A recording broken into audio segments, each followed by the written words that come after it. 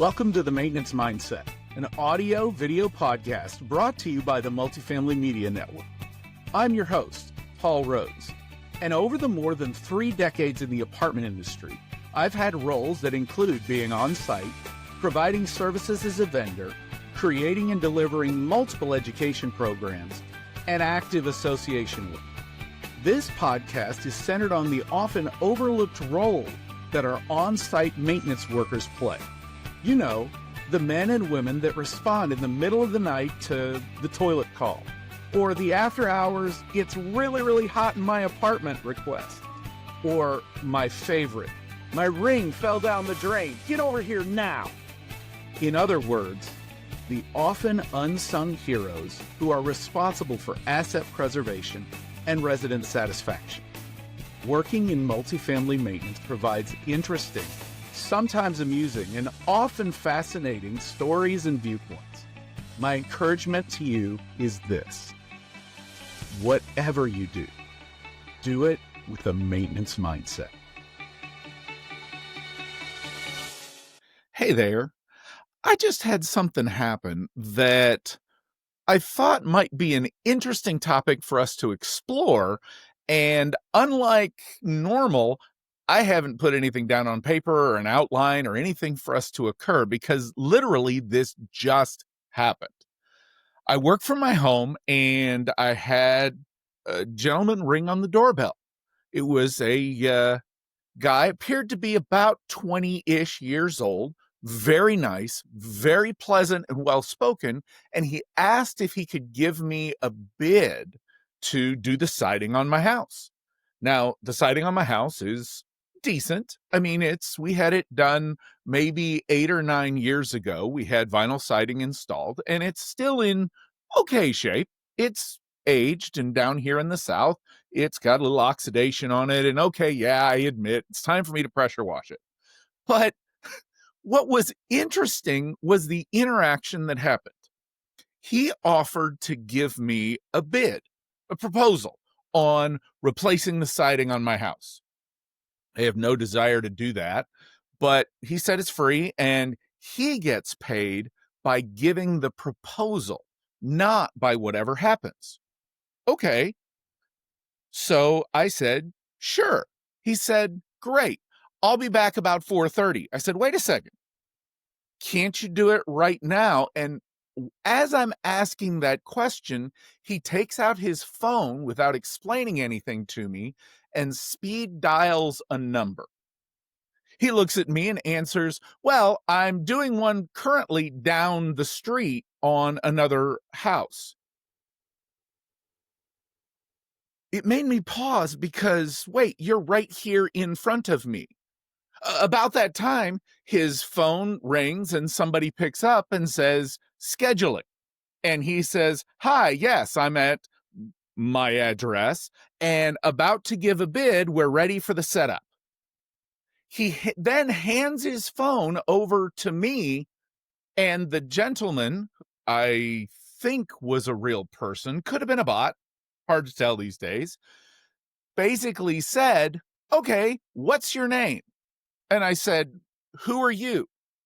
I have this wonderful gentleman, human being, standing in front of me, and the human being has put me on a phone with somebody else. And I look to this guy who's there in front of me, and I said, what's this? He says, well, we need to schedule it so it gets documented. I said, you're here now. I thought you were going to do it now.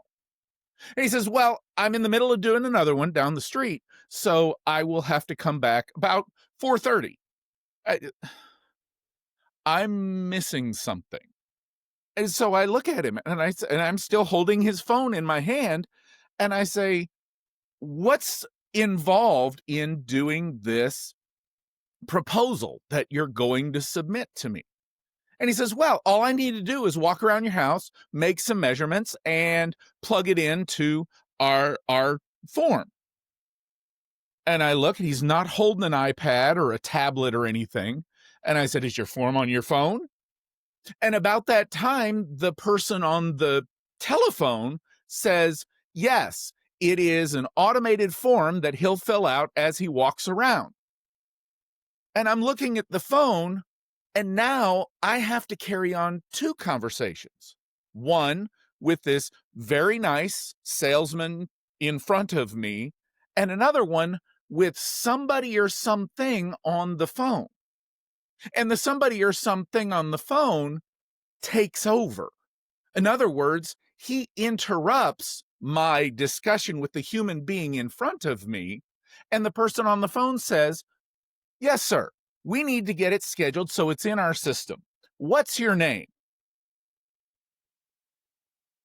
That's when it really just wrinkled my hide. You may have figured out by now, I am a person. I want to deal with a human being. I have no idea if this person on the other end of the phone is a human being or not.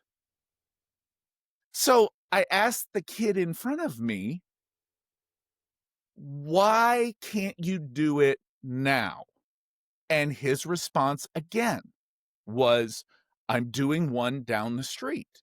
And I said, "But you're here now." About that time, the phone person thing interrupted again on the speakerphone and made the declaration, "Well, this is how our system, our process works. I need to enter your information into our database so that we have it logged so that we can organize the proposal." And I looked at the guy in front of me and I said, "Why can't you fill this out? Why do I need to talk to somebody or something that I don't know? I don't know you, but you're pleasant. You appear have all the right perception of being in person." His reply really got my attention. He said, "Well, this is how the system works because, I could make up a person or an address just to get paid." I said, "Wait a second." And about that time, I looked at the phone and I said, "Sir, thank you very much. I appreciate your time, but I don't want my information on another database or another list out there in the world." And I hung up. I handed the guy back his phone.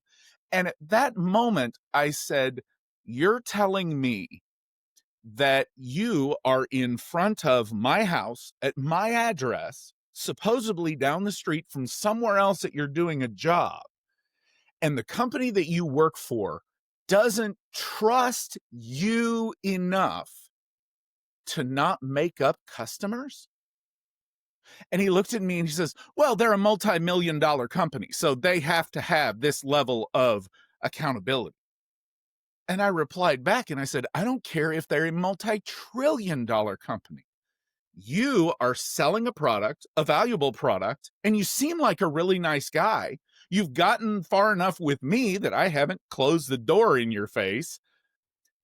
And yet you're telling me that your company does not trust that you have the integrity to not make up clients or customers, and yet they place enough trust in you to go out and get new business to bring income to their company."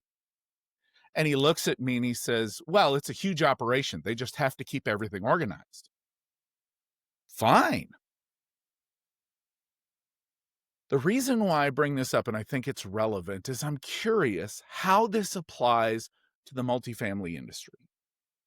We send out our maintenance technicians to our customers, to our residents, based upon, quite frequently, cell phone information. Now, we are not requiring our residents to talk with our office to let them know that, "Hey, I actually showed up at apartment 13B to go plunge the toilet."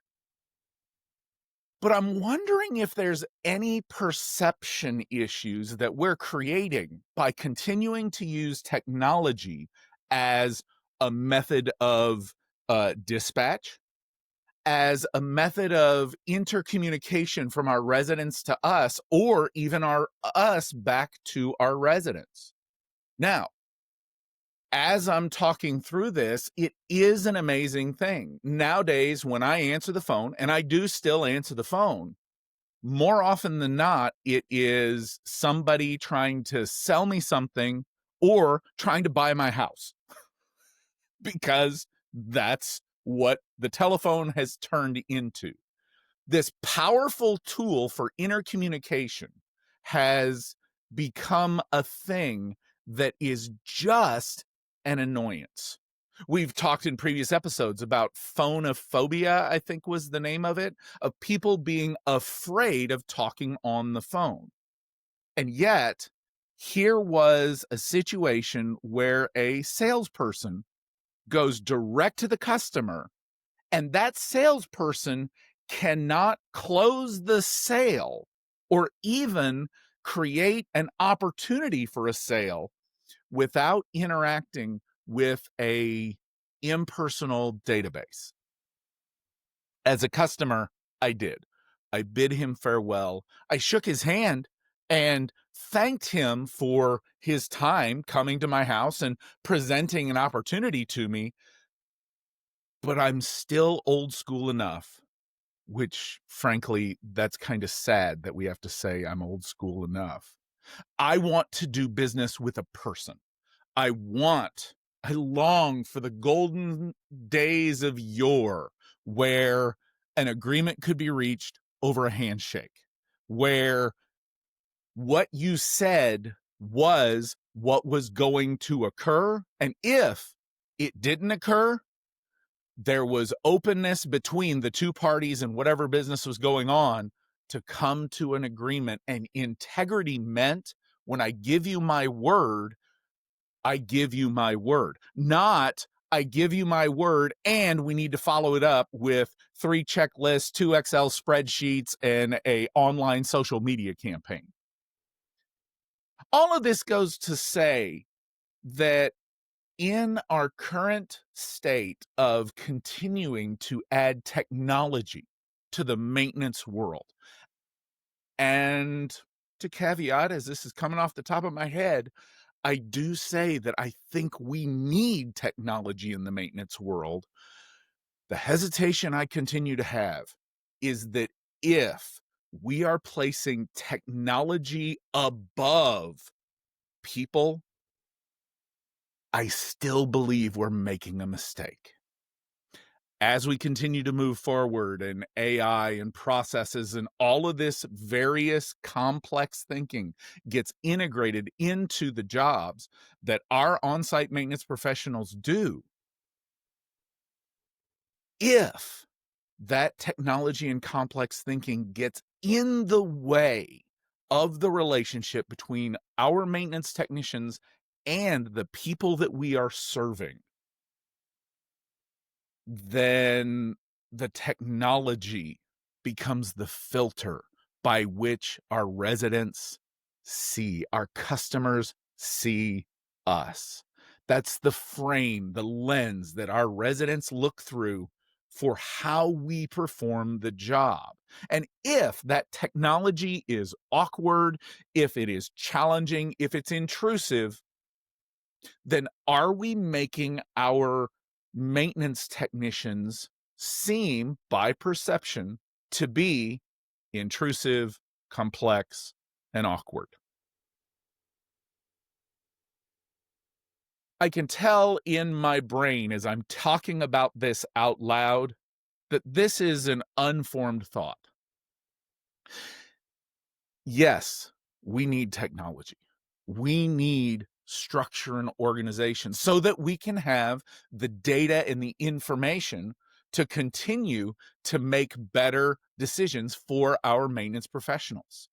I do think this also spells out the fact that this guy came to my house, and normally when I get somebody who knocks on my door and is interested in giving a sales pitch of some type, I am very, very quick to shut them down and thank them for their time and have them move on their way so that they can go make a sale with somebody who is much more interested. This guy, something about him connected. He was professional looking. He was clean, well groomed. He spoke very, very well, stood up straight and had an air of confidence about him. And yet, when the technology got in the way, instantly my antenna for fraud went sky high. Again, I'm not sure where this ends or where it's going. I think it is something for us to consider. When we look at things on our properties, let's be sure that we're placing a critical eye on the technology that we're having our maintenance technicians use, and make sure that that technology is not in the way of doing the job that we have promised to our residents by nature of the fact that they have decided to live with us and accept our service. Thank you for listening today. I would be interested to hear your thoughts.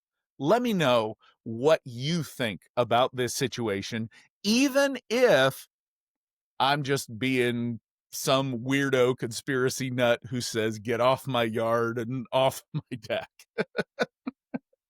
Thank you very much for your time. I hope you have a fantastic rest of your week, and I'll see you somewhere.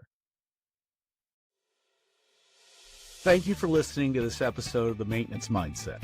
I hope you take away ideas that apply to your current and future career goals. Please check out Maintenance Mindset Minute to hear short-form, high-impact, applicable, maintenance-centered information. Whatever you do today, do it with a maintenance mindset. If you enjoyed this episode, please like, comment, and subscribe. Visit multifamilymedianetwork.com to learn more about our other industry podcasts, thought pieces, and sponsorship opportunities. I'll see you somewhere.